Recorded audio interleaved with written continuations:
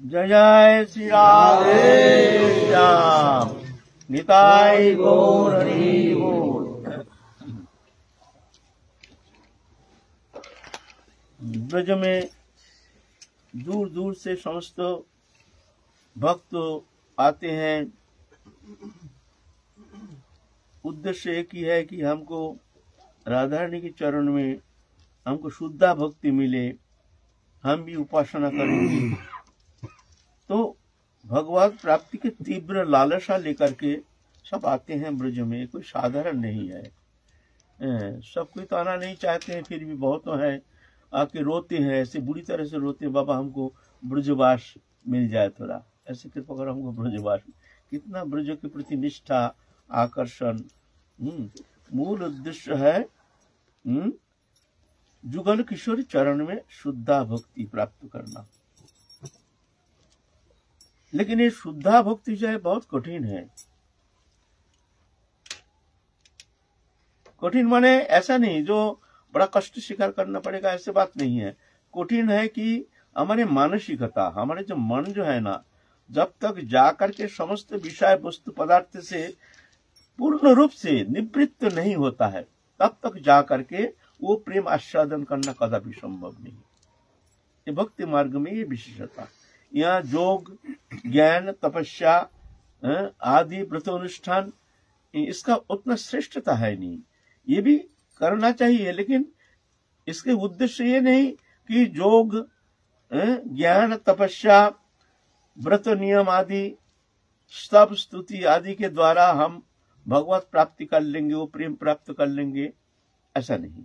व्रत तो क्यों करते हैं ना, इसके द्वारा हमारे मन शुद्ध होकर के हमारे मन भगवत प्राप्ति के जो उपयुक्त ऐसे हमारे मानसिकता बन जाए, वह हमको पहुंचना है। पहुंचने के लिए ये साधन मार्ग अवलंबन करना चाहिए। पहले साधन मार्ग अवलंबन करके फिर चलना जो हमारे लिए सहज हो जाता है, नहीं तो वहां पहुंचना बहुत कठिन हो जाता है। तो सभी आते हैं, सब उद्देश्य की है कि हमको राधा रानी के चरण में प्रेम मिले, भक्ति मिले। अब प्रश्न होता है जो इसमें सहज बोलिए सरलतम साधना क्या है। हमारे द्वारा तप तपस्या होना मुश्किल है, हम गृहस्थी है, नाना प्रकार कर्म चक्र में हम लिप्त हैं। एक मजबूरी हमारे लिए, एक बाध्यता हमारे लिए, एक स्वाभाविक एक मुग्धता, ये मान लीजिए, ये हमारे कमी ठीक है, लेकिन हम तो इससे मुक्त नहीं हो पा रहे। चेष्टा करके भी हम इससे मुक्त नहीं हो पा रहे हैं। परिस्थिति, परिवेश आदि हमको विवश कर देता है। संसार चक्र में रह करके हम विवशता के कारण हम उस तरह से भक्ति मार्ग अवलंबन करके साधन भक्ति ठीक ठीक जाजन करना हमारे द्वारा संभव नहीं हो पा रहा है। जो भी कोशिश करते हैं, लेकिन मन हमारा उस स्थिति में पहुंचता नहीं है। ऐसे लगता है जैसे भजन करते हैं, जब तब आराधना, ध्यान धारणा सभी करने का प्रयत्न करते हैं, लेकिन मन जहां के तहां जैसे फंसा हुआ है। ये कैसे हम वहां पहुंचेंगे, एक प्रश्न चिन्ह लग जाता है। कठोर तपस्या करेंगे, पहले तो कलिजुगी जीव तो अल्प बुद्धि, मंद भाग्या, जुपद्रुता, अल्प बुद्धि है, मंद बुद्धि है, जन्म से ही ऐसे परिवेश परिस्थिति जो कि हमारे मन भगवत चरण में संलग्न हो नहीं पाता है। चेष्टा करके भी हम भगवत चरण में मन को संलग्न कर नहीं पाते हैं। एक विवशता, मंद भाग्या, हमारा भाग्य भी खराब है। ऐसे संसार चक्र में फंसे हुए हैं, स्त्री पुत्र परिवार लेकर के उसको छोड़ भी नहीं पाते हैं, और संसार में रह करके वैराग्य साधन भी हम कर नहीं पाते हैं, तीव्र भजन भी कर नहीं पाते हैं। लेकिन लालसा हम में है, तीव्र लालसा है कि हम कैसे, कौन उपाय अवलंबन करके ऐसे सरल पंथा अवलंबन करके हम भगवत प्रेम सान्निध्य प्राप्त करने में समर्थ हो सकते हैं। एक प्रश्न चिन्ह आता है ना। तो सबसे सरलतम साधना क्या है इस परिस्थिति में, जब हमारा मन हम संलग्न नहीं कर पा रहे हैं, तो हमारे लिए कुछ सरल उपाय बताओ जो सहज उपाय अवलंबन करके हम भक्ति प्राप्त कर सकते हैं। और भक्ति प्राप्त करने का साधन भजन तप तपस्या आराधना जप तप आदि ये प्रधान नहीं है। ये भक्ति मार्ग है कृपा सापेक्ष, और जितना मार्ग है वो साधन सापेक्ष है। जैसे ज्ञान मार्गी है, ज्ञान उपासना, नेति नेति विचार, वेदांत विचार इत्यादि प्रधान उनके आराधना के प्रधान केंद्र है। फिर योग मार्ग में आप शरीर निरोग होना चाहिए। फिर यौगिक क्रिया गुरु से प्राप्त करते हैं, वो क्रिया गुरु प्रदान करते हैं। नेति धोती, फिर नवोद्धार बंधन, जोग मुद्रा, खिचड़ी मुद्रा, ये सब है क्रिया साधन है शरीर का। बहुत सारे साधन पद्धति है, श्वास प्रश्वास की क्रिया है, इरा पिंगला सुषुम्ना नारी का, ये सब योग साधना है। वह साधना प्रधान है, वह भावना प्रधान नहीं है। भावना से योग साधना होगा नहीं, क्रिया प्रधान है। पहले तो निरोग काया होना पड़ेगा, निरोग काया नहीं होने से योग साधना होगा नहीं। भावना प्रधान नहीं, क्रिया प्रधान है। सदगुरु से वो क्रिया जो आपको प्राप्त करना पड़ेगा। ऐसा नहीं जहां तहां से अगर आप योग साधना के लिए प्रक्रिया जो है आप शिक्षा करके आप अगर आप चाहते हैं हम यौगिक साधना के द्वारा हम भगवत प्राप्ति करेंगे, थोड़ा सा भूल होने से ऐसा कठिन व्याधि पकड़ लेता है जो वो व्याधि कोई डॉक्टर भी ठीक नहीं कर पाएगा। अगर योग साधना में थोड़ा भूल हो गया, बड़ा खतरनाक है। ऐसा हमने देखा है, बहुत सारी चेष्टा करके बीमार ग्रस्त हो गया, कुछ क्रियाकर्मों का ऐसे कुछ गलत हो गया जिससे बीमार ग्रस्त होकर अल्पायु होकर के मृत्यु को वरण कर लेता है ना। क्रिया प्रधान है, लेकिन हमारे भक्ति मार्ग में कृपा साध्य है। वो कृपा भगवत प्रसन्नता। ओ कृपा कैसे होती है? कृपा तो अहित की कृपा तो जोर करके होता नहीं है, वो अहित की कृपा है। तो कृपा कैसे होती है ना? भगवत प्रसन्नता, हमारे राधा रानी की प्रसन्नता। आप प्रश्न आता है हम राधा रानी को कैसे प्रसन्न करेंगे? ऐसा सरल उपाय बताइए। नाम करते हैं, जप करते हैं, तप करते हैं, आराधना करते हैं, सभी करते हैं, लेकिन इससे भी क्या और कोई सरल पंथा है जिस पंथा अवलंबन करके सहज उपाय से हमारे मन विषय से ग्रस्त है, ऐसे हमारे दुर्दशा ग्रस्त होने का कारण भी ऐसा कोई उपाय है जिस उपाय अवलंबन करके हम समस्त दुर्दशा से मुक्त होकर के भगवत प्रेम सान्निध्य प्राप्त कर सकते हैं। तो प्रेम सान्निध्य का एकमात्र उपाय है भगवत प्रसन्नता। जब तक राधा रानी प्रसन्न होने से सब मिल जाएगा, कुछ करने का आवश्यकता नहीं। प्रसन्नता, उनकी प्रसन्नता। आप भगवत प्रसन्नता के श्रेष्ठ उपाय क्या है?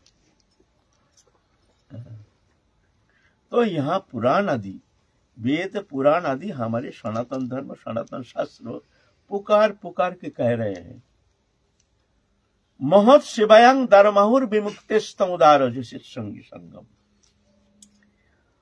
दो मार्ग है, एक मुक्ति मार्ग और एक है संसार मार्ग। तो महत पुरुष की सेवा, यह है मुक्ति का द्वार।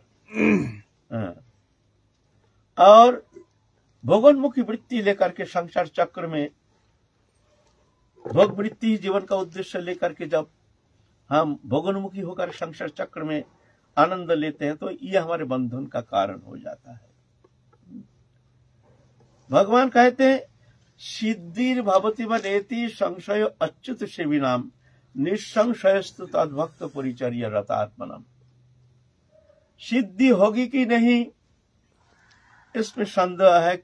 जो भगवान के भजन करते हैं, अच्युत सेविनम, भगवान अच्युत के जो भजन करते हैं उसकी सिद्धि होगी कि नहीं उसमें संदेह है। कब सिद्धि होगी कोई गारंटी नहीं है, कब भगवान कृपा करेंगे।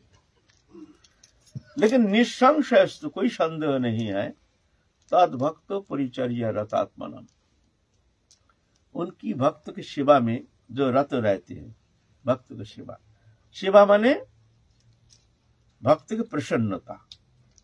भक्त कैसे प्रसन्न होते हैं तदनुसार आपको उनकी प्रसन्नता के लिए कोशिश करना पड़ेगा। ऐसा नहीं जाके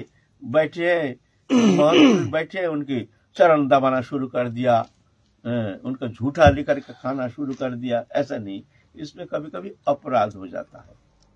महापुरुष कैसे प्रसन्न होते हैं तो उस तरफ ध्यान रख करके उनकी प्रसन्नता संपादन के लिए आपको कोशिश करना पड़ेगा। दोनों वैष्णव सेवा में क्या महत्पुरुष का होना ही जरूरी है, या कोई भी भक्त जिसको कुछ आवश्यकता हो, ये इन प्रकार कोई भी आवश्यकता हो, उसकी क्षतिपूर्ति कर देने से क्या वो महत्व के अंतर्गत ही आएगी? या देखो महत् सेवायंग कहते, महत् सेवायंग दारमाहुर विमुक्ति, महत् पुरुष की सेवा मुक्ति का द्वार है। मद्भक्त पूजब अधिको सर्वभूतिषु मनमना, हमसे भी हमारे भक्तों की सेवा हमसे ज्यादा होनी चाहिए। मतलब तुम जो हमारे भजन पूजन करते हो ना, सेवा करते हो, उससे भी अधिक महत्पुरुष की सेवा हमसे ज्यादा होनी चाहिए। हमको जिस तरह से तुम सेवा करते हो उससे ज्यादा होनी चाहिए।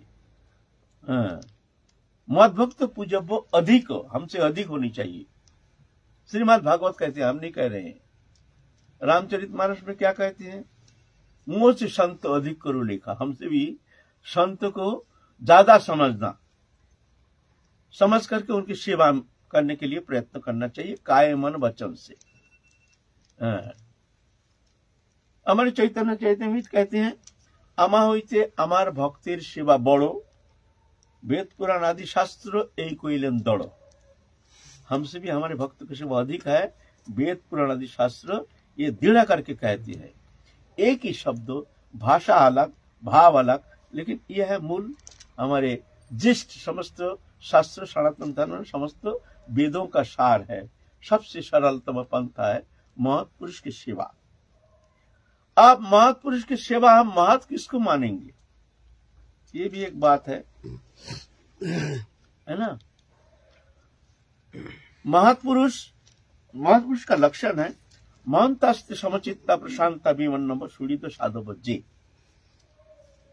ये गुण जिनमें वो महत्पुरुष। गृहस्थ भी हो सकता है, ऐसे नहीं जो जंगल में जाके त्याग वृत्ति लेकर भजन करते वही महत हो सकते हैं, गृहस्थ में रहते वो महत नहीं हो सकते, ऐसे नहीं। ऐसे भ्रांति में नहीं पड़ना। संसार में भी अच्छे अच्छे महत्पुरुष रहते हैं, देखने में गृहस्थी जैसे, लेकिन महत्पुरुष। हनुमान प्रसाद पोद्दार जी गृहस्थी थे, हनुमान प्रसाद पोद्दार जी दृष्टा पुरुष है ना। ऐसे महत्पुरुष गृहस्थ में भी हो सकते, उनमें ये गुण रहना चाहिए। महंत समचित्ता, समचित्ता में सबके प्रति समान भाव, सब में प्रभु है जान करके सबके प्रति आदर बुद्धि, किसी को अपमान नहीं करते हैं, किसी को हीन भावना से नहीं देखते हैं, क्यों जानते हैं सब में प्रभु विराजमान है, सब हमारे लिए आदरणीय, हमारे लिए प्रणम्य है। समचित्ता मनस्यतानि भूतानि प्रणमेद बहुमानयन ईश्वर जीव कलाया प्रविष्ट भगवान इति, मन के द्वारा समस्त जीव में प्रभु है जान करके एतानी भूतानी प्रणमेद, समस्त भूत जीव जगत सबको प्रणाम करना। अगर तुम वो प्रेम भक्ति प्राप्त करना चाहते हो, चाहे कोई भी मार्ग अवलंबन करो, इसका मतलब ये नहीं जो हमारे ये मार्ग अवलंबन करो उनके लिए है और जो ज्ञान मार्गी है वो बात चलेगा नहीं, सबके लिए। यहाँ तो ये फाउंडेशन है, ये बेस है, इसको ओवरटेक करके कोई धर्म साधन होना संभव नहीं, ये फाउंडेशन है। मनुष्यतानि भूतानि प्रणमेद बहुमानयन, मन के द्वारा मन ही मन में एतानी भूतानी प्रणमे, जितना जीव जगत भूत है, भूत किसको कहते हैं ना, पंचभौतिक शरीरधारी जो भी प्राणी है उसको भूत कहा जाता है। पंच महाभूत अग्नि जल आकाश वायु पृथ्वी 5 तत्व से बनी हुई जो शरीर, ये शरीरधारी प्राणी मात्र भूत कहा जाता है। तो जो भी प्राणी है जिसमें प्राण है, प्राण क्रिया है, वही भूत है, उसको तुम प्रणाम करना। सब में प्रभु है जान करके बहुमानयन, ऐसे नहीं, बहुत सम्मान के साथ। सम्मान माने ऐसा थोड़ी है जो कुत्ता है उसके पाम धो के हम पानी पिएंगे, ऐसा थोड़ी होता है ना। मन में सम्मान करना, जो ये तो अबुद्ध प्राणी है, लेकिन एट शुअर है, थोड़ी हम उसको घर में बुला लाएंगे, छूना भी नहीं चाहिए, लेकिन मन में जानना जो इसमें भगवान है, ये तो अबोध प्राणी है, मन में सम्मान करना, मन मनुष्यतानी, मन में इसको सबको सम्मान करना। ईश्वर जीव कलाय प्रविष्ट भगवान इति, भगवान ये शरीर बना करके समस्त ये जो सत्ता है, दृश्यमान जो भी पंचभौतिक शरीरधारी जो भी प्राणी है, सब में प्रभु निवास करते हैं। ऐसे जान करके सबको श्रद्धा के सहित उनको प्रणाम करना चाहिए। ईश्वर जीव कलय प्रविष्ट भगवान इति। अथो मांग सर्वभूतेषु भूतात्मनां कृतालयम और है दान मानव्यम मत्स्य भिन्न चक्षुषा, श्रीमद् भागवत कहती है। अथो मांग सर्वभूतेषु एक ही शब्द है, नाना प्रकार भाषा के द्वारा नाना प्रकार रूप से वर्णन किए हैं, बात एक ही है। समझाने के लिए, जीव को अच्छी तरह से समझाने के लिए तुम भजन करना चाहते हो, देखो पहले तुम्हारे जो भूल भ्रांति जहां पर तुम अटक जाते हो, वो पहले भूल को मिटाओ, ये फाउंडेशन है। तो कहते हैं जो सब में प्रभु इस तरह से निवास कर रहे हैं, अथमांग सर्वभूतेषु भूतात्मानां कृतालयम, सब जीव में कृत आलय, कृत आलय माने ये जो घर शरीर है ना, इसका कहते आलक, आलय। तो कृत बना करके, आलय माने घर बना करके, माने शरीर बना करके, उस शरीर में अनुप्रविष्ट मैं ही हूं। अथमांग सर्वभूतेषु भूतात्मानां कृतालयम, कृत आलय बना करके मैं निवास कर रहा हूं। और है दान मानव्य मैत्री अभिन्न चक्षुषा, दान मान उपहार के द्वारा। बोले दान मान कुत्ता को भी हम दान मान उपहार करेंगे? बोले ऐसा नहीं, दान मान माने हृदय से उसको सम्मान करना। तुम्हारा कुत्ता, एक कुत्ता घर में घुस गया, थोड़ी हम उसको आदर करके घर प्रभु आ गए हैं डंडा दिखाएंगे, लेकिन साथ एक तो रोटी भी ले जाएंगे साथ, चलो चलो चलो बक बक, लेकिन हृदय से नहीं, एक दिखावा। पशु है, अबोध है, बाहर जाके प्रेम से 2 रोटी भी दे देना, वहां संकुचित नहीं कर होना चाहिए, ऐसे भावना होनी चाहिए। भूतात्मानां कृतालयम और है दान मानव्यम मैत्री अभिन्न चक्षुषा। मैत्री माने मित्र, मित्रता। मित्र किसको कहते हैं? जो जिसके सुख से सुखी, दुख से दुखी, ऐसे जो है उसको मित्र कहा जाता है। मित्र माने हमारे जो मित्र हैं उनके सुख से सुखी, दुख से दुखी हो जाते हैं, तो उसको मित्र कहा जाएगा। तो बोलते ऐसे सब जीव में मैं हूं जान करके मैत्री, मैत्री भाव रहना चाहिए। अभिन्न चक्षुषा, अभिन्न माने मैं और उसके भीतर जो विद्यमान है एक ही है, इसको कहते अभिन्न चक्षु। अहं ही सर्वकल्पनां सदृचिन मतो मम मद्भाव सर्वभूतेषु कायमन वाक्य वृत्ति भी।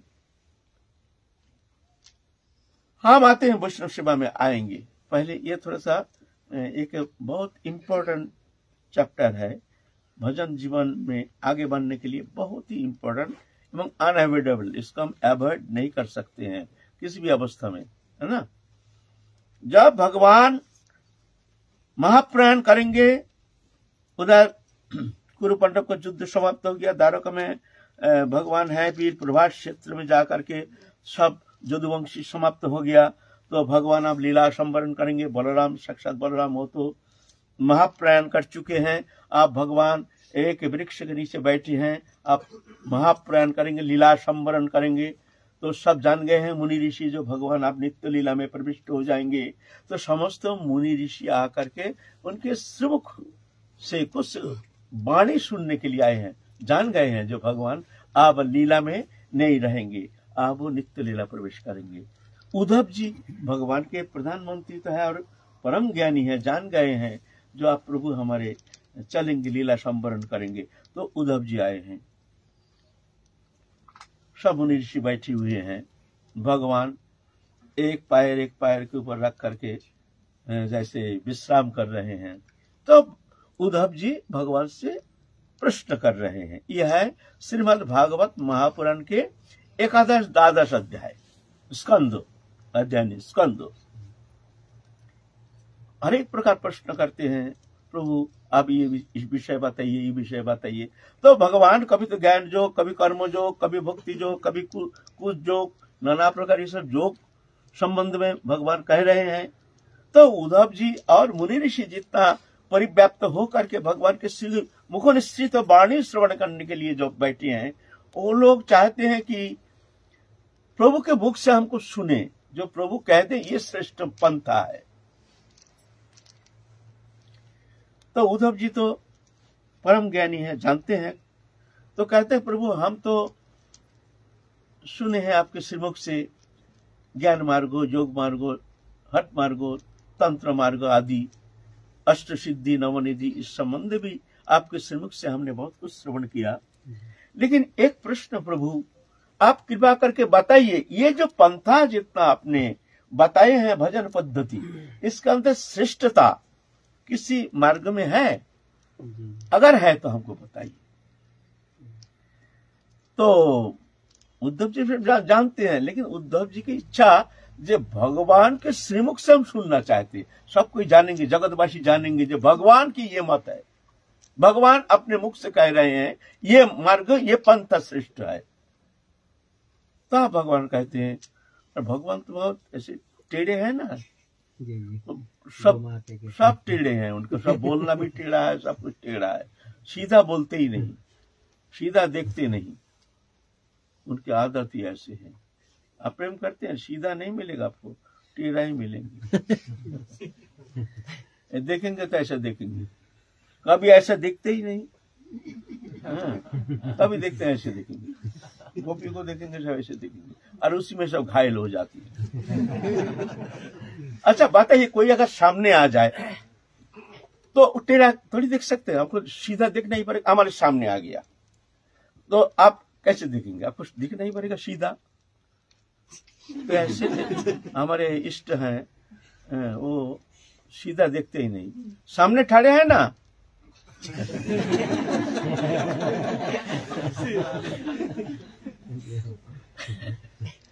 तो टेढ़े है ना, तो सीधा बोलते नहीं है, कहते हैं प्रभु आप कहिए। तो भगवान कह रहे हैं, देखो उद्धव जी, हम जब विश्व सरसज्जा में शायित थे, उस समय पंच पांडव के साथ हम गए थे उनके सानिध्य में, उनके श्रीमुख से कुछ वचनामृत श्रवण करने के लिए उनके सानिध्य में हम लोग गए थे। उस समय हम यही प्रश्न किए थे, जो सर्वश्रेष्ठ उपासना पद्धति मार्ग कौन सा है। तो भीष्मदेव के मुख से हमने जो श्रवण किया, तदनुसार हम कह रहे हैं वो हम भक्ति योग का श्रेष्ठता प्रतिपादन करते हैं। श्रीमद् भागवत पुराण में भक्ति योग है, भक्ति योग का श्रेष्ठता है। तो उद्धव जी देखते हैं, भाई ये भी तो आरोप कर दिया भीष्मदेव के ऊपर, भीष्मदेव के मुख से सुन करके बोल रहे हैं। हम लोग चाहते हैं भगवान कुछ बोले, अरे भीष्म के ऊपर थोप दिया, कह रहे आप जिसको श्रेष्ठ मानते आप बोलिए। हाँ, हमने भीष्मदेव के मुख से जो सुना है, अब भक्त को आगे बढ़ा रहे हैं। नवयोगेश्वर संवाद, नवयोगेश्वर संवाद कहते हैं। हाँ, वहीं पर एकादशी स्कंद में ना नवयोगेश्वर संवाद तो है ही। उस समय भगवान से जब प्रश्न किया तो भगवान ये कहे, हमने भीष्मदेव के श्रीमुख से जो सुना है तो आपके सामने हम वर्णन करते, माने भीष्मदेव को आगे बढ़ा करके उनको श्रेष्ठता प्रतिपादन करते हैं। भक्त तो हमारे सर्वोपरि है, भक्त के मुख से सुन करके हम बोल रहे हैं। तो उद्धव जी देखते हैं, भाई भगवान के श्रीमुख से तो कुछ सुनना चाहिए, लेकिन क्या करें, तो बोलने के लिए तैयार ही नहीं, कुछ ना कुछ बहाना बनाते हैं। तो आखिर में कहते हैं प्रभु हम आपके श्रीमुख से सुनना चाहते हैं, इसके अंदर आपके जो मत है तदनुसार आप बोलिए, इसके अंदर अगर श्रेष्ठ कोई पंथा है, उपाय है, वो आपके श्रीमुख से सुनना चाहते हैं। आप भगवान किसके ऊपर थोपेंगे? अब देखते हैं हमको बोलना ही पड़ेगा। तो उस समय श्रीमद् भागवत महापुराण में कहते हैं अहं ही सर्वकल्प्यानां सदृचिनो मतो मम मद्भाव सर्वभूतेषु कायमन वाक्य वृत्ति भी। यह है श्रीमद् भागवत महापुराण के अंतिम श्लोक। इसके बाद श्रीमद् भागवत में एक भी कोई उपदेश मूलक शब्द है नहीं। ये श्रीमद् भागवत के अंतिम उपदेश। अहं ही सर्वकल्प्यानां सदृचिनो मतो मम, मैं सबके भीतर विराजमान हूं, ये तुम ऐसे भावना करो। मद्भावो सर्वभूतेषु कायमन वाक्य वृत्ति भी, हमारे जो भाव, ये भाव माने मैं हूं, ऐसे भाव सबके प्रति आरोप करो जो सबके भीतर प्रभु विराजमान है। मद्भावो सर्वभूतेषु, काय मन वाक्य वृत्ति भी, काय मन वाक्य के द्वारा तुम इस तरह से सबके प्रति आरोप करो। मद्भावो सर्वभूतेषु, मैं ही हूं, उसके भीतर मैं ही विराजमान हूं, ऐसे जान करके सबके प्रति आदर बुद्धि, सबके प्रति सम्मानना, ये है हमारे अभिमत। अगर तुम जानना चाहते हो मेरे मत, तो ये सर्वश्रेष्ठ उपाय, ये उपाय के द्वारा ही तुम भगवत प्रेम सान्निध्य प्राप्त करने में समर्थ हो जाओगे। ये है हमारी मत, है ना। इसके बाद भगवान कोई, तो कहने का मतलब है समस्त शास्त्र निचोड़ करके बार बार कह रहे हैं कि सब में प्रभु है जान करके सबको प्रणाम करना, आदर करना, सबको सम्मान करना। अगर मान लीजिए सब दुर्जन भी है, नाना प्रकार, हम जैसे बहुत सारे ऐसे हैं, तो क्या किया जाए? बोलता है ना, तुम्हारा अगर उनका दोष दृष्टि तुम्हारे सामने आती है तो उपेक्षा करना, दूर रहना, लेकिन हीन भावना से उनको नहीं देखना, ये बहुत नीच है, ये बहुत पापी है, घृणा दृष्टि से उनकी तरफ मत देखो, है ना। जैसे कोई पागल है, कोई गाली दे रहा है, उत्पटांग गाली दे रहा है, अश्लील गाली दे रहा है, तो आप क्या वो पागल को देख करके नाराज हो जाते हैं? नहीं, हीन भावना करते हैं, ये पागल है। ऐसा ही संसार में ये पागल खाना है, ऐसे जान करके उदासीन होना चाहिए, उसमें लिप्त नहीं होना चाहिए, रिएक्ट नहीं करना चाहिए। जो ये पागल है, उदासीन हो जाओ, उनका संग नहीं करना है, लेकिन मन में उनके प्रति अश्रद्धा नहीं होनी चाहिए, उपेक्षा करना चाहिए, लेकिन अश्रद्धा नहीं आनी चाहिए। यह है साधन पद्धति। तो हमारे कहना है, श्रीमद् भागवत पुराण में कहते हैं जो महत् सेवायं धर्माहुर विमुक्ति, समस्त जीव का अंदर आप सेवा के लिए कहते हैं महत् पुरुष। महत् पुरुष कौन है? मन तस्ते समचित्ता शांता नव सुहृद साधव जी। मन तस्ते समचित्ता, समचित्ता का वर्णन हो रहा है इतना समय। जो समचित्ता क्या होता है? समचित्ता माने सबके प्रति प्रभु है जान करके सबके प्रति आदर बुद्धि, मन से, तन से नहीं, आदर बुद्धि लेकर के सबको सम्मान करना चाहिए, मन ही मन में, है ना। ऐसा होना चाहिए। तो महत्पुरुष कैसे होते हैं? समचित्ता, वो है महत्पुरुष। प्रशांता, प्रशांता माने किसी भी अवस्था में चित्त विक्षेप होता नहीं है। हमारा विक्षेप का कारण क्या है? हमारा विक्षेप का कारण है हृदय जो हमारा है ना, नाना प्रकार व्यवहारिक जीवन में ऐसे संलिप्त है कि व्यवहारिक विषय में कोई भी व्यवधान आ जाता है तो हमारे मन में बहुत चोट लग जाता है, हम उसको मानने के लिए तैयार नहीं होते हैं। अहंकार के कारण कोई ने कुछ कह दिया, उसमें हमारा चित्त विक्षेप हो जाता है। लेकिन ऐसे नहीं होना चाहिए। हमारे हृदय राज्य जो है, यहाँ पर सिर्फ हमारे ठाकुर जी है, हम है, या दुनिया के कोई वातावरण हम यहाँ प्रवेश करने नहीं देंगे। यह है महत्पुरुष। साधक जीवन में जो गृहस्थ में रहते उनके भीतर भी ऐसे भावना होनी चाहिए। कोई नुकसान हो गया, कुछ वस्तु समागम हो गया, कोई प्रियजन समागम हो गया, या कोई प्रियजन वियोग हो गया, उसमें विक्षिप्त तो नहीं होनी चाहिए। ये जगत का नियम है। आया तो हर्ष नहीं, गया तो विषाद नहीं। दुखेषु अनुद्विग्न मना सुखेषु विगत स्थितिया वितराग भय क्रोधा स्थित धीर मुनि रिच्यति। ऐसे होना चाहिए अंतर जगत में। तुम्हारे अंतर जगत जो है, यहाँ हम है, हमारे इष्ट हैं, यह दुनिया का कोई वातावरण हम प्रवेश करने नहीं देंगे, तो भी तुम्हारा चित्त विक्षेप होने का कोई संभावना नहीं। चित्त विक्षेप हो जाता है, भजन से हमारा मन हट जाता है, किसी ने कोई कह दिया, कोई वस्तु नष्ट हो गया, बस तुरंत चित्त विक्षेप, और वो विक्षेप के तरंग कई दिन रहता है। किसी ने एक शब्द कह दिया, बस भजनमाला लेकर ऐसा कह दिया, हरे कृष्ण ऐसा कह दिया, अच्छा देख लेंगे हम, क्या समझ लिया हमको, हरे कृष्ण। विक्षेप का कारण क्या है? विक्षेप कारण तुम्हारे भीतर अज्ञान जो अहंकार है ना, ये दरवाजा बंद करना पड़ेगा। दरवाजा हमारा जो नवोद्धार है बंद करना पड़ेगा। यह हृदय राज्य जो है, यह सिर्फ हमारे ठाकुर जी और हम है, यहाँ किसी का अनुप्रवेश नहीं। ऐसा भावना लेकर के एक शरीर को रखो संसार में, और अंतर जगत में जानो तुम हो, तुम्हारे इष्ट है, राधा रानी है, ऐसा भावना लेकर रहोगे तो कोई चिंता नहीं। तो प्रशांतता, उसको कहते हैं प्रशांतता। किसी भी अवस्था में जिसका चित्त विक्षेप होता नहीं, कोई वस्तु समागम में मन रिष्ट नहीं होता है, और कोई वस्तु नष्ट होने से उसका कष्ट नहीं होता है। क्यों? ये दुनिया का मेला मैं हूं अकेला, लेना ना देना मगन रहना, ऐसे भावना, ये भावनात्मक क्रिया होनी चाहिए।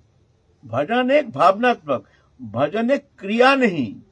हम लोग क्रिया में ज्यादा इंपॉर्टेंस देते हैं, नहीं, भावना में इंपॉर्टेंस देना चाहिए। और उस भावना में अनुप्रवेश के लिए चाहिए अंतर जगत के ऐसे प्रशांतता, माने किसी भी अवस्था में चित्त विक्षेप नहीं होना चाहिए। कोई मर गया, हमारा क्या गया, हमारे साथ आया था, हम तो आने का बाद ही तो संयोग हुआ है, तो ऐसे ही जाएगा एक दिन, हम भी जाएंगे, ये शरीर भी एक दिन छोड़ के हमको भी जाना पड़ेगा, तो क्या हुआ, जाने दो, गया ना, हाय हाय हमारा फलाना गया, हम तो गया ना। कठिन है। बोले आप बोलेंगे तो आप तो साधु हैं, आप तो चूल्हा चेला चेली कुछ है नहीं, बेटा बेटी तो कुछ है नहीं, संसार है नहीं, आप तो ऐसा कहेंगे। आप जाके देखिए संसार में रह करके, तब तो पता चलेगा है? लेकिन देखिए, अगर वहां जाना है तो आपको इस मार्ग अवलंबन करके ही आपको चलना पड़ेगा। अगर जाना चाहते हैं प्रशांतता, संसार में ऐसा है, होगा ये तरंग, तो अंत जगत जो है वहां जानना चाहिए, यहाँ हम है, हमारे इष्ट है, यहाँ बाहर की कोई वातावरण यहाँ प्रवेश करना नहीं चाहिए। या तो ठोस बनो या पोल बनो। ठोस माने जानते हैं, हम लोग कान में श्रवण करते हैं, श्रवण करके समस्त विक्षेप जो है उसका कारण है श्रवण इंद्रिय। कोई ने कुछ कह दिया, बस उसको भीतर में हम घुसा लिया, तो ठोस बनो। ठोस बनो माने कोई शब्द तुम्हारे भीतर प्रवेश करता ही नहीं। और पोल बनो, या सुनो यहां से तो यहां से निकाल दो, है ना, यह पोल। या तो ठोस बनो या तो पोल बनो। ठोस बनो ना हमारा सुनता ही नहीं, हमारे भीतर प्रवेश करता ही नहीं, क्या हुआ क्या नहीं हुआ। और पोल बने, हाँ सुन लिया, यहां से निकाल दिया। लेकिन हम लोगों को जो हो गया उल्टा, एक तरफ ठोस एक तरफ पोल।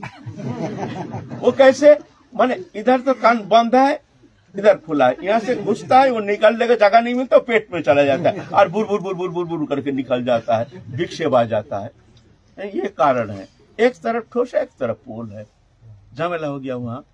इसीलिए दुनिया का मेला मैं हूं अकेला।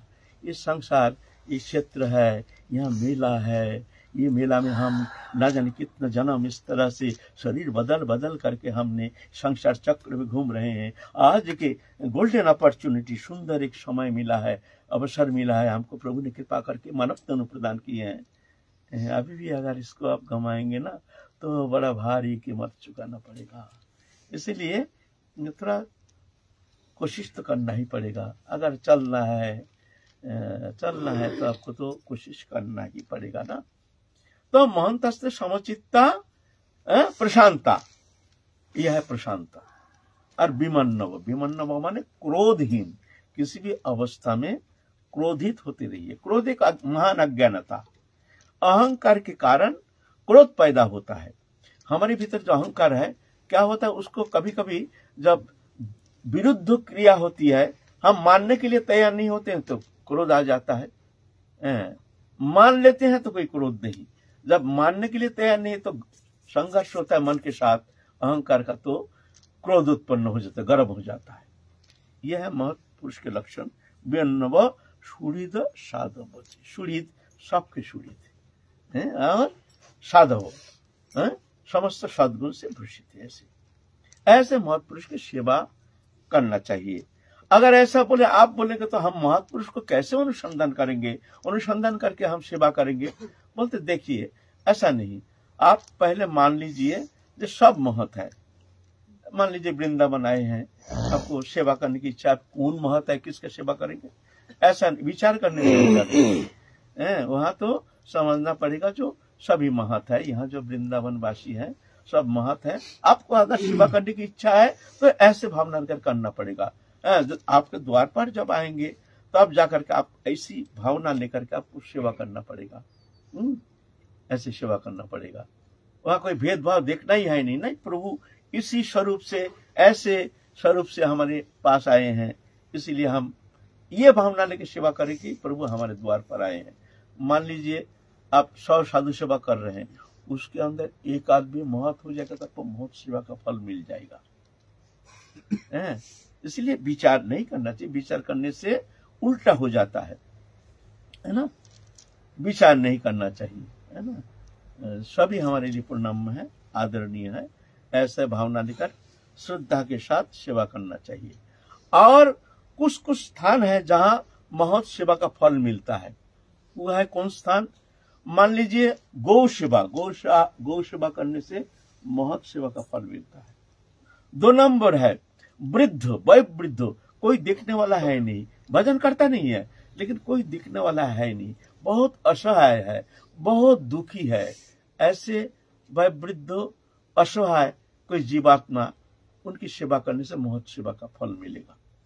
और एक है बीमारग्रस्त, बहुत बीमारग्रस्त, लेकिन कोई देखने वाला है नहीं, बहुत कष्ट पा रहा है ना।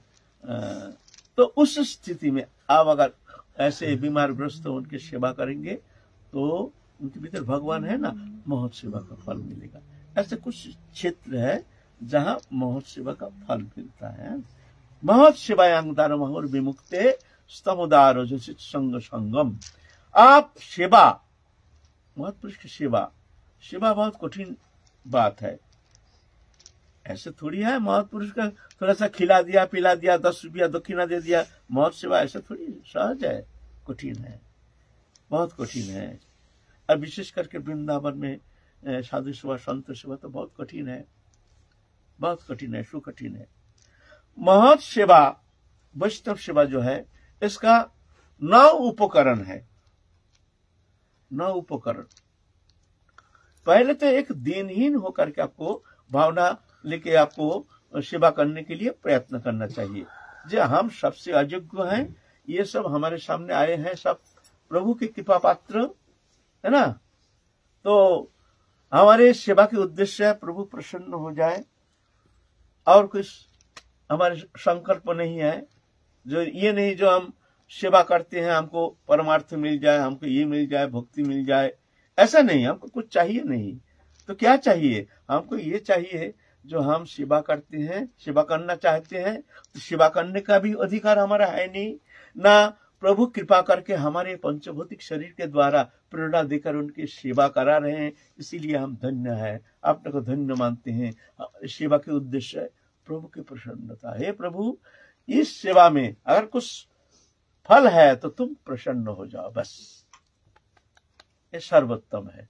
देखना ही नहीं है कौन साधु कौन है, ढोंगी है ना क्या है, नहीं, सब हमारे सब प्रणम्य है, आदरणीय है जान करके बड़े विनम्रता के साथ प्रभु करा रहे हैं। ये भावना लेकर के प्रभु के प्रसन्नता संपादन के लिए हम सेवा कर रहे हैं, प्रभु हमारे द्वारा करा रहे हैं, हम भी नहीं कर रहे हैं, हमारे द्वारा। ऐसे भावना लेकर करने से उसका फल है वो प्रेम भक्ति, है ना। तो सेवा के 9 उपकरण है। मान लीजिए आपके द्वार पर संत आया है, पहले उल्लास, ओ हो हमारे द्वार पर संत आया है, आज देखो हमारे शुभ दिन, आज हमारे मंगलमय दिन है, हमारे द्वार पर संत आए। हम लोग तो दुर्भागा है, वृंदावन धाम में कितने कितने संत आते हैं, सब उसके एक साधारणीकरण कर लिया। साधु आता है, दुर्भागा है हम जो उसके साधारणीकरण कर लेते। सब साधु है, आया है, साधु बैठा कि नहीं बैठा, बैठने दिया कि नहीं, कुछ हिसाब नहीं, कुछ खबर नहीं, साधारणीकरण हो गया ना। इसमें तो सेवा तो दूर की बात है और अपराध होता है। ना जाने कौन महापुरुष आकर के अनादृत होकर के लौट के चले जाए, तुम क्या जानते हो। इसलिए ऐसा नहीं, बड़े आदर के साथ उनको सम्मान करके उनका आसन दो, फिर उनकी सेवा करने के लिए प्रयत्न करो। पहले उल्लास, आहा हमारे द्वार पर संत आए हैं, फिर आवाहन, आइए आइए आइए महाराज, आइए, हमारे अति सौभाग्य देखिए, कृपा करके आप हमको पवित्र करने के लिए आए हैं हमारे द्वार पर महाराज, हमारे प्रति आपकी असीम कृपा, अहित की कृपा, आइए महाराज। तब उल्लास, आवाहन, आवाहन के बाद आसन, बैठिए, बैठने के लिए उनका आसन दो। आसन के बाद पानी, महाराज थोड़ा दूर से है, पानी पी लीजिए, थोड़ा सा पानी पिए ना पिए वो अलग बात है, सिर्फ वस्तु से ही सेवा होती नहीं है। एक वचन जो है ना, वचन का भी एक सेवा के प्रधान अंग होता है वचन। ऐसे सुंदर वचन के द्वारा तुम कुछ नहीं कर सकते हो, लेकिन सुंदर वचन, मीठी वचन के द्वारा उनका हृदय को प्रसन्न कर दो, तृप्त कर दो, ये भी बहुत भारी सेवा होती है। हम लोग कभी कभी मानते हैं तो आया है, बैठने दिया, बस प्रसाद दिया, 56 भोग, वो कब चला गया, हम भी अपने मस्ती में खूब साधु सेवा कर लिया। साधु आया है द्वार पर, ए बाबा उठो उठो उठो, पीछे आना पीछे आना, आओ वहां बैठिए, आप वहां बैठिए, ए लाओ वैसे एक अवहेला। एक दिन एक महाराज बैठे, हम जैसे एक महाराज बैठे हैं, सब भक्त मंडली उनसे बात कर रहे हैं, सब शेठानी आए हैं, बात कर रहे हैं। इतने में 2 प्यासे साधु आए हैं, बहुत प्यासे, गर्मी में आए हैं। महाराज थोड़ा सा पानी पिला दीजिए, थोड़ा पानी मिलेगा? हाँ हाँ मिलेगा मिलेगा, ए पानी लाओ, साधु को पानी पिलाओ। हाँ हाँ, तब फिर बात करना शुरू कर दिए हैं, आप बैठिए, हमारे आदमी आ रहा है, आपको पानी पिला देंगे। फिर बहुत समय बैठे हैं, पानी नहीं। महाराज थोड़ा पानी मिलेगा, बहुत प्यासे हैं। हाँ हाँ, कौन हो, इनको पानी पिलाओ, जल्दी पिलाओ, हमारे आदमी आ रहा है, अभी पिलाएंगे। फिर बात करने लग गए हैं। ये 3 बार कहते हैं, महाराज पानी हो तो थोड़ा सा व्यवस्था कर दीजिए, नहीं तो हम लोग चले। अरे नहीं नहीं मिलेगा, आ रहा है, अब जल्दी पानी लाओ, हमारे आदमी आ रहा, पानी पिलाएंगे। तो 2 साधु कहते हैं, महाराज 2 मिनट के लिए आप ही आदमी बन जाइए ना।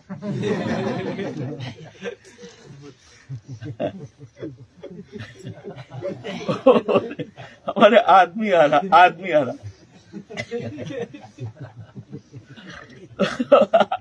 आदमी आ रहा, आदमी आ रहा, बोलते महाराज 2 मिनट के लिए आप ही आदमी बन जाए।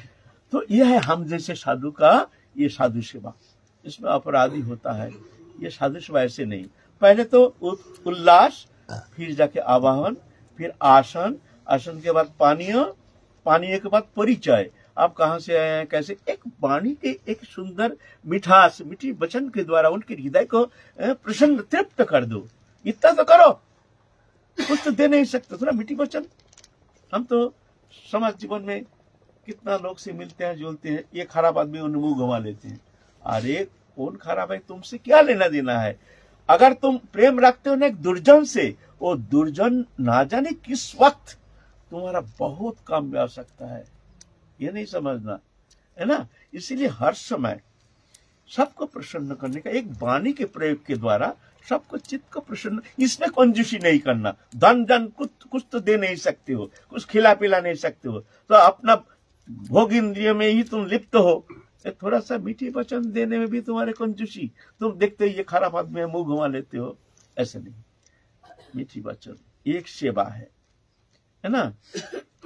तो मीठी वचन के दौरान परिचय होने के बाद उनके रहने का, अब बैठी, ये रूम है, मैं यहाँ जगह, यहाँ आसन लगाई। उसके बाद सेवा, आपकी जितने सामर्थ्य है उनको खिलाना पिलाना, ये सेवा।